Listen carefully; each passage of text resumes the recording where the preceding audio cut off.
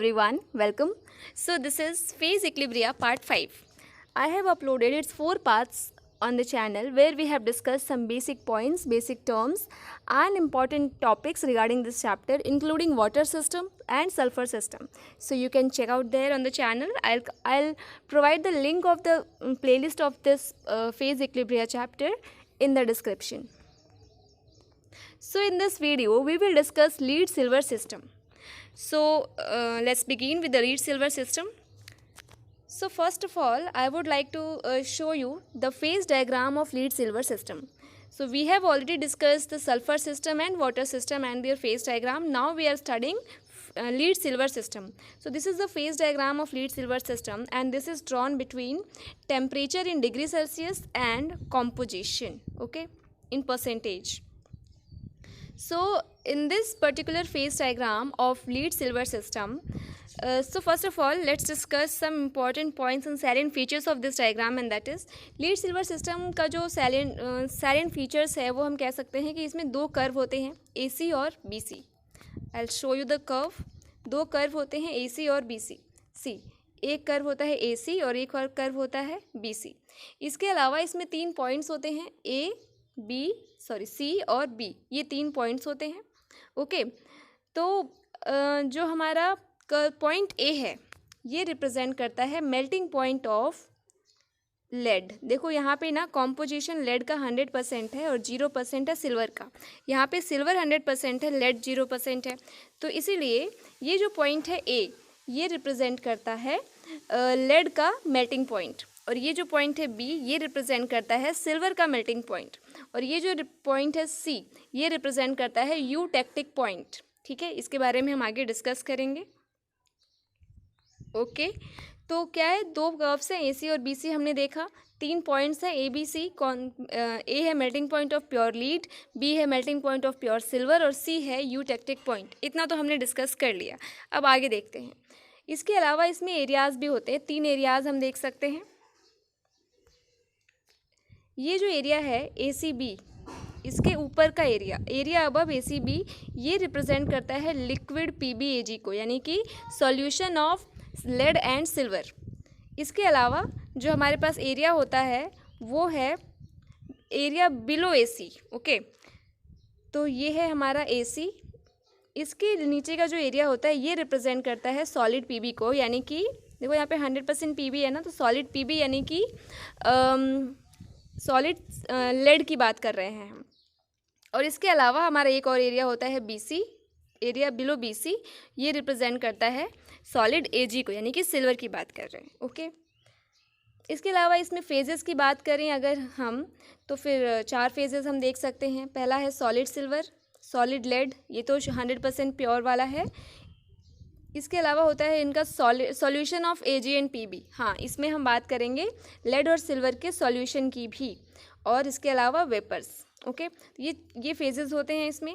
ये जो सिस्टम है, जो हमारा जो लेड सिल्वर सिस्टम है, हम कह सकते हैं कि ये 2 कंपोनेंट सिस्टम होता है. क्यों 2 कंपोनेंट सिस्टम? इसलिए है क्योंकि इसमें 2 कंपोनेंट्स है. एक तो हमारा AG है और एक है हमारा PB. 2 कंपोनेंट्स होते हैं. तो इसीलिए जो हमारा लेड सिल्वर सिस्टम है, दिस इज़ 2 कंपोनेंट सिस्टम. और जब भी 2 कंपोनेंट सिस्टम की बात करते हैं, please always remember, that's very important. जब भी 2 कंपोनेंट्स की बात करते हैं तो फिर ये जो सिस्टम है हम स्टडी कर रहे हैं कांस्टेंट प्रेशर पे, और इसलिए हम इसको वेपर प्रेशर को इग्नोर कर सकते हैं.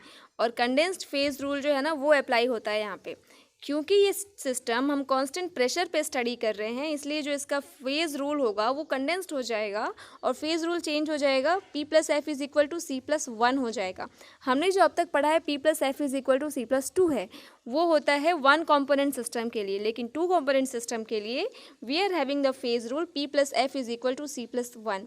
It is very important and this phase rule have to be applied now on the 2 component system. So always remember, for 2 component system the phase rule is condensed, and that is P+F = C+1, okay.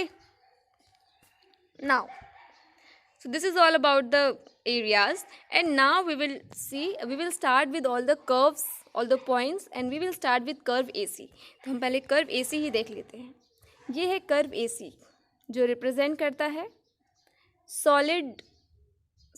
ये जो curve है हमारा curve AC, ये represent करता है melting point of solid P, जो हम I tell you, ये जो कर्व AC है इसमें जो पॉइंट A है, कर्व AC है इसमें जो पॉइंट A है वो रिप्रेजेंट करता है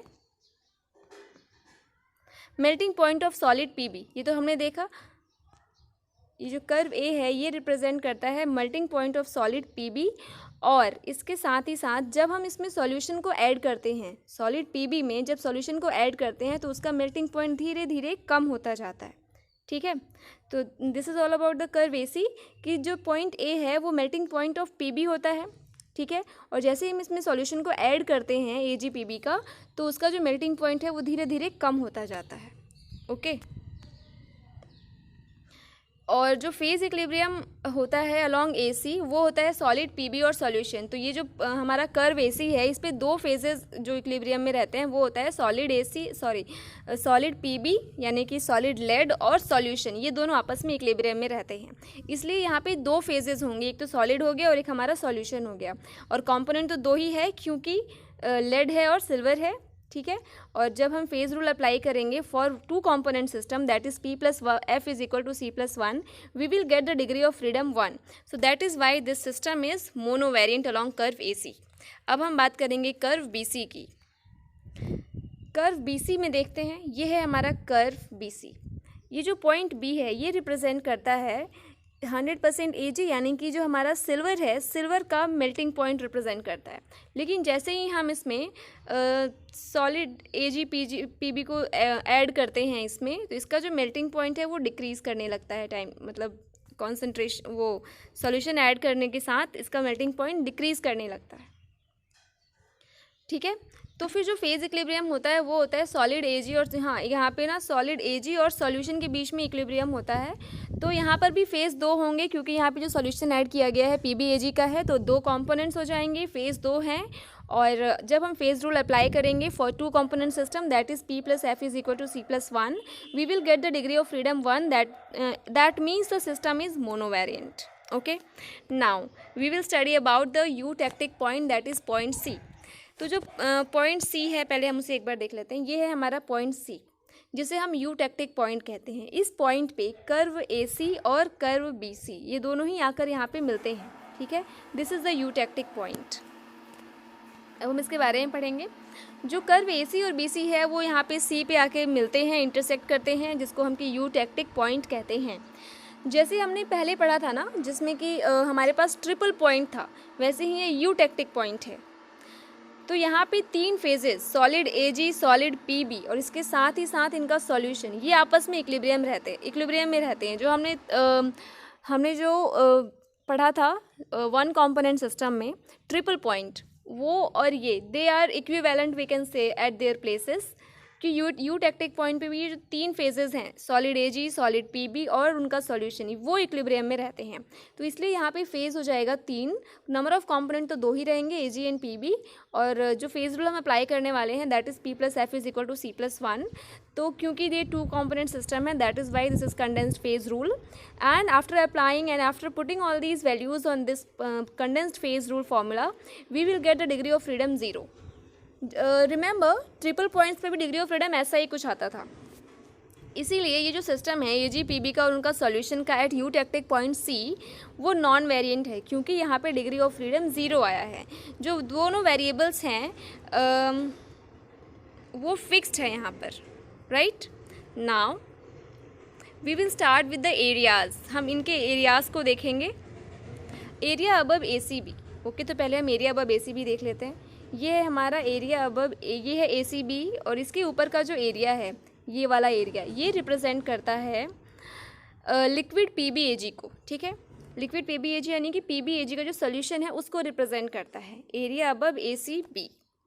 नाउ ये this reason represent the single phase system, ये सिंगल फेज सिस्टम रिप्रेजेंट करता है क्यों, जो कि सॉल्यूशन है PB-Ag का, इसीलिए फेज यहाँ पे 1 हो जाएगा, कंपोनेंट तो दो ही रहेंगे।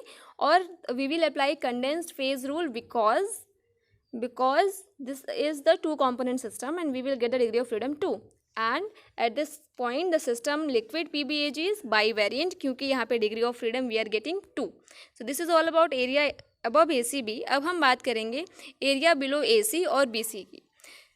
तो area below AC represent the phase PB and solution. ठीक है, जो एरिया बिलो AC है वो रिप्रेजेंट करता है फेज PB का और सॉल्यूशन का उनका. लेकिन जो BC के नीचे वाला है वो फेज AG और सॉल्यूशन के बीच में हम we will see in the diagram. AC, see this is AC और इसके नीचे का जो एरिया है वो क्या रिप्रेजेंट करता है, सॉलिड PB और उनका सॉल्यूशन AgPB का. और ये जो BC वाला है ये क्या रिप्रेजेंट करता है, सॉलिड AG और उनका सॉल्यूशन, राइट. तो इन दोनों ही एरियाज़ में हम देख सकते हैं कि हमारे पास 2 फेजेस हैं और 2 कंपोनेंट्स हैं.